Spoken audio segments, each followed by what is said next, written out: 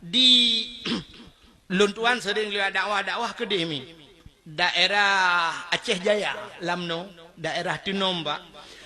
Yang di Aceh Jaya na bupati ka dua boh periode ke nyandu tun barosai hanali sebab anjir dua li kan. Cukup hayu pak, hayu tetat. Jadi di Aceh Jaya ilung sampai nangan malam nyu nan nombor HP 4 mentang. Insyaallah nyu nalam kedih ku akhir bulunya nak kedih kenang.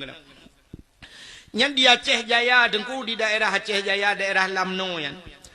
Urangnya na bupati sira dengku ka dua boh periode geduk selama ke nyan bupati melistrik masyarakat hana bayi listrik.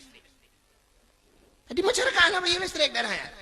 Lon depu bak sabah hotel lon pajobu tengah cerita-cerita bak warung bu. Gesuot awak urang warungnya dia duit sempeng long gekun ilong dengku kas 10 ton lebih ka. Hantam long rekening listrik.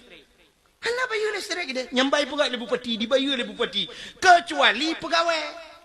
Nyan pegawai baru bayu. Jadi masyarakat, lu pegawai lu mesti dikedi na Honda ke. Motor je naik rumah pedumbah motor 2 boh motor. Listrik hana bayu nyambai pegawai le bupati. Alinya na ber raskin gratis dia. Ya Aceh Jaya itu. Ber raskin gratis. Alinya na program lam bupati sedih program malim dagang. Malim dagang artinya urang-urang yang jabut yang berdagang badaya nyoi tanggung le bupati. Trok bak dapui pegat alinyan nyong kompor beruh dempui tanggung. Alinyan anak medbet ibi gaji.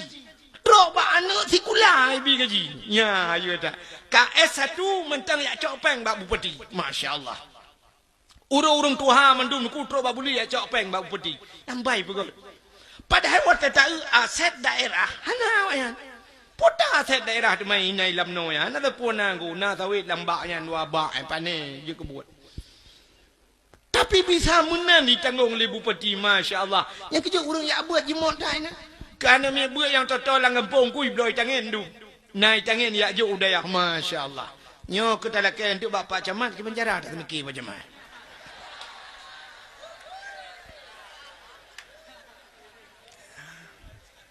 Hamu tu je mana Pak Camat menyojekan kabupaten bupati Pak Camat ya sabah kecamatan dang de luar dah. Atau paling kurang hana tabi peng kana me sekolah anu me but. Ya anu me buatnya buna peng ki banjaran tu mungkin. Hai mungkin menyentuh ya biar Pak Camat bupati.